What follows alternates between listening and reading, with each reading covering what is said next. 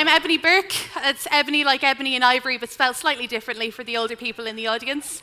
I'm the Equality Officer for the Irish Second Level Students' Union, and hopefully, with you guys wandering around, you might have come across our stall outside in the activation zone.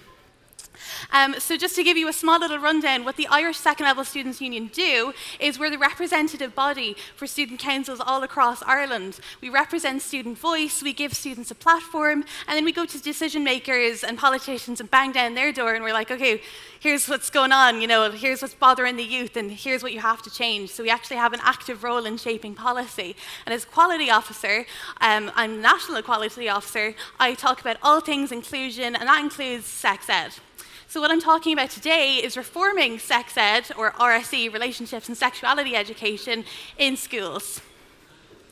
So just to take you through it, what is RSE? I've been talking to a couple of you today, and when I've referred to sex ed as RSE, you guys have just given me such a blank look. Teachers don't really seem to cover it that much. So I'm going to just really quickly bring you through it. RSE is relationships and sexuality education.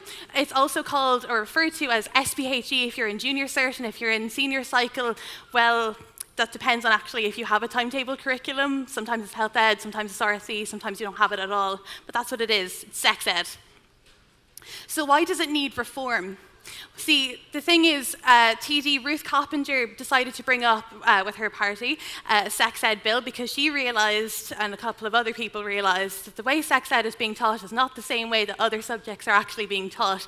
It's just not being taught properly and accurately. And the curriculum is so outdated, it's about 20 years old, and it just absolutely needs reform. So ISSU decided that we were going to take out a student survey, make it national, put it online, and what we did was, or what we found, was that 65% of you guys, and that was 800 responses in 2 days, but 65% of that had not even learned about consent, which is insane, like hadn't even talked about it. A further, I can't read it, 61% hadn't learned about sexuality, and sexuality is such an important part of everyone's day-to-day and relationships, so it's just an absolute shame that it hadn't been covered in any capacity in schools in Ireland. So that's why it needs reform. So, what ISSU recommends, my organisation decided to recommend that a one-size-fits-all curriculum would be absolutely perfect for the students in Ireland. That means that every student in Ireland would get the exact same education in RSE, same with English. You get the same type of curriculum, you get taught the exact same things, so no one's left out. You get the same type of curriculum regardless of what's called the patronage of the school, or regardless of whether or not your school is a Catholic school, or if it's non-denominational, or whatever. It's aged up from first year. That's what we decided we'd recommend. That's so, like, as soon as you get into first year in secondary school, you'd be taught RSE, you'd be taught all the way up to sixth year, no exceptions, and that it would be mandatory wherever possible. And also evaluated by students for students, again, wherever possible. So, we're going to start with a couple of modules, the recommendations that we decided to make, and the first one is sexuality and gender. So like I said before, over half of the students surveyed in our survey hadn't learned about sexuality and gender.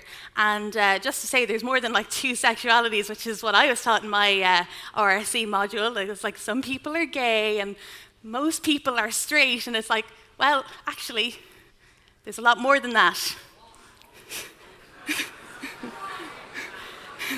So,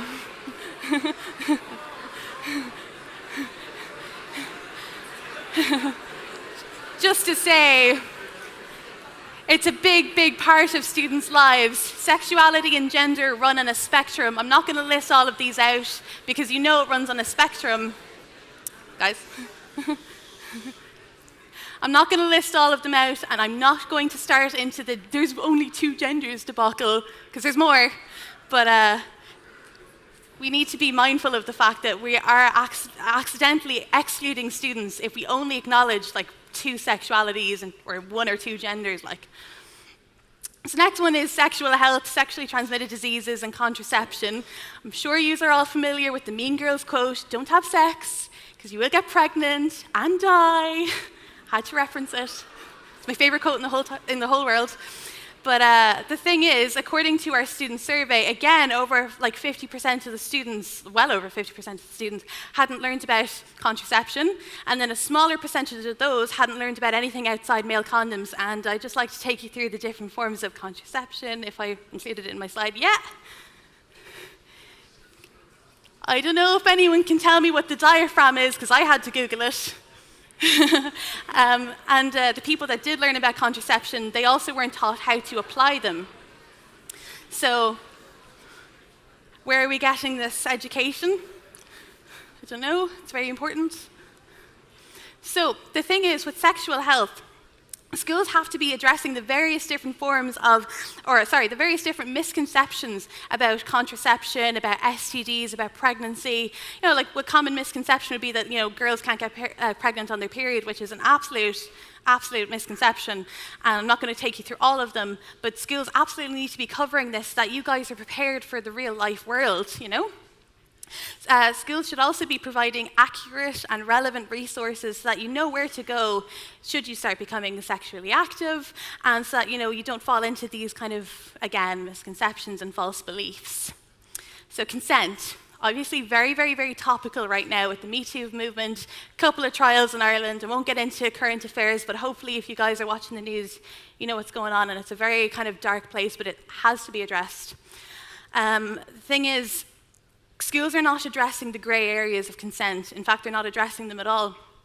So how can students be expected to address them themselves if they're not given adequate tools to do so? The thing is, the legal age of consent is 17, and that means most sixth-year students, if not all of them, are reaching the legal age of consent while still in secondary school, but yet they're only getting consent or information surrounding consent in third level, should they even progress to college. So you're losing out on a massive piece of information that is extremely relevant to your guys' education and to your lives, indeed.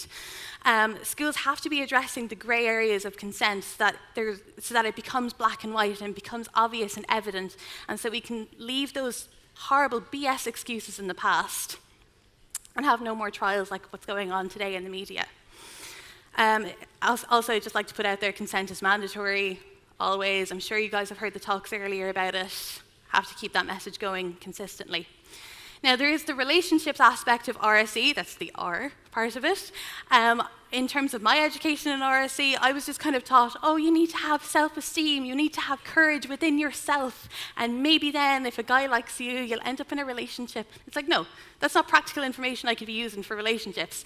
Schools really should be teaching the whole, like, how to identify a toxic relationship should you fall into one, how to have a relationship during stressful times, like, you know, during the junior cert, the leaving cert example, or for example, and also just how to deal with breakups, because, like, it's a very common thing to happen, and yet some people believe, oh my God, my life is falling apart because this girl doesn't love me anymore. So we have to keep, what I have to stress is that schools really need to be applying these practical examples to their lessons and teach you guys so you guys have the tools to continue on later on in life. Digital sex education, I'm going to go through really, really quickly. Obviously, you guys are more familiar than the adults are with like sexting, Snapchat, all of these kind of things. And the thing is, that's the point. You guys are more familiar with it. Schools have to be catching up and need to become more familiar with it so that they can teach you and they can point to adequate resources that you can use should you fall into trouble. And they can't just get away with saying things like, if someone's being mean to you, you should block them. It's like, that doesn't work that way. Most of the time, you actually know the person who might be bullying you online or might be soliciting you for nudes or anything like that. So they have to point you to the right direction, and they need to catch themselves up. Also, why you shouldn't turn to porn as a learning resource. I think it's been mentioned before in previous talks. First of all, it's illegal for anyone under the age of 18. I just have to say that. It doesn't provide any factual information or medical information. And also, it's just nothing relevant to anything got to do with relationships, intimacy, sexuality, anything really. Mental health, massive part of RSE. It covers every aspect because everything goes on in here. What schools should be teaching is like practical ways to take care of your mental health, especially leading up to exams, especially got to do with the relationships, coming out even. They have to show that mental health applies to so many more things and can't just keep it as a separate module but incorporate it along. So if you need to talk, there's a load of different websites or organizations there. I haven't listed them all in any way, shape or form, but I just wanted a visual to show that there's more than one place to talk. Oh, this is the interesting one. ISSU recommends drugs and alcohol education because the thing is, sexuality or sexual activity and drugs often intersect to cause harm. So before you're 20 years old, your brain hasn't developed. And obviously, if you're taking drugs, which is a huge high to the hormones, and then you're having sex, which is a huge high to the hormones, they will obviously cause harm to yourself, physically, mentally, whatever. So we believe that it should be kind of integrated in RSE education. I was going to take you through sex ed teachers versus outside sources, but it's actually a lot more simpler than what I have here, that it's kind of like, whatever the school feels is best, but oftentimes students point to outside sources being the best option. So why is an adequate RSE curriculum important? The thing is, I could, again, go into this, but you guys know yourselves, it's practical for the rest of your lives. I'm in college now and I'm not going to remember Pythagoras' theorem. In fact, try to get me to remember a quadratic equation and I'll burst into tears. But what I learned about consent and relationships is applicable for the rest of my life, and it is to you guys as well. So what now? Obviously, the sex ed bill, the political part of it, is still going through the political part of it. You know how politicians are. I'm not going to get into it. But what you guys can do is you have to start the dialogue. You have to go back to your schools and say, hang on, why am I not getting this kind of education? It's ridiculous that I'm not. The thing is, in English, for example, I keep using that as a topic. If you didn't learn about, King Lear and Shakespeare or whatever Shakespeare topic you're studying, there would be absolute uproar because it's not giving you the adequate tools to go on with your life. But why does that not happen with consent, for example, when it's an even bigger part of your life? So you have the power. Remember, it's your right to a factual, inclusive, and reliable sexuality and relationships education. Thank you.